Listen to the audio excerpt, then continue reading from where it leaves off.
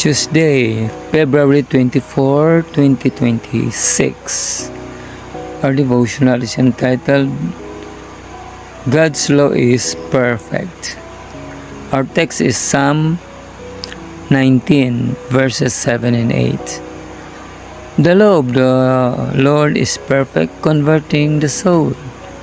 The testimony of the Lord is sure, making wise the simple. The statutes of the Lord are right, rejoicing the heart.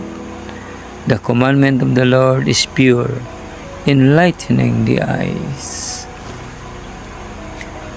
The very same Jesus who veiled in the cloudy pillar led the Hebrew host, and our leader is our leader.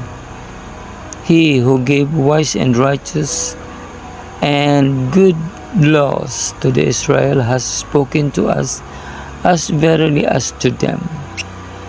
Our prosperity and happiness depend upon our unwavering obedience to the law of God.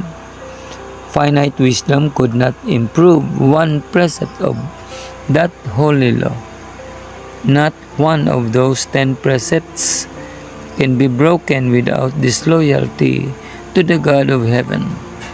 To keep every jot and tittle of the law is essential for our own happiness and for the happiness of all connected with us. Great peace have they which love thy law, and nothing shall offend them. Yet finite creatures will present to the people this holy, just, and good law as a yoke of bondage, a yoke which they cannot bear it.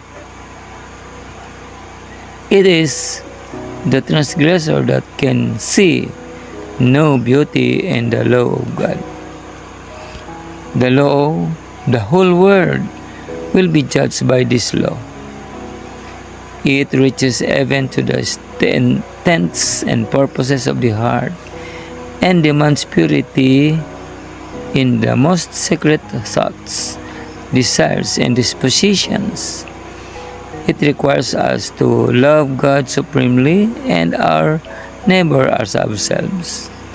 Without the exercise of this love, highest profession of faith is merely hypocrisy.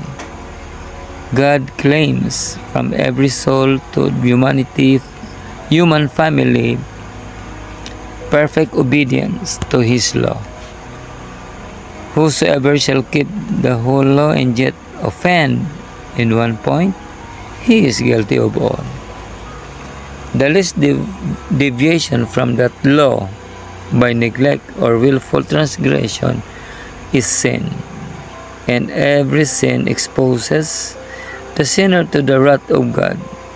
The unrenewed heart will hate the restriction of the law of God and will strive to throw off its holy claims.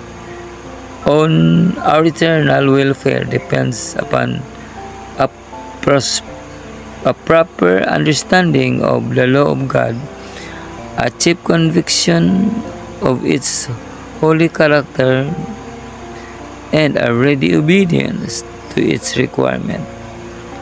Men and women must have convinced of the sin before they will feel their need of Christ. Those who trample under their feet the law of God have rejected the only means to which to the transgressors what sin is. This is taken from the book To Be Like Jesus by Ellen G. White, page 63.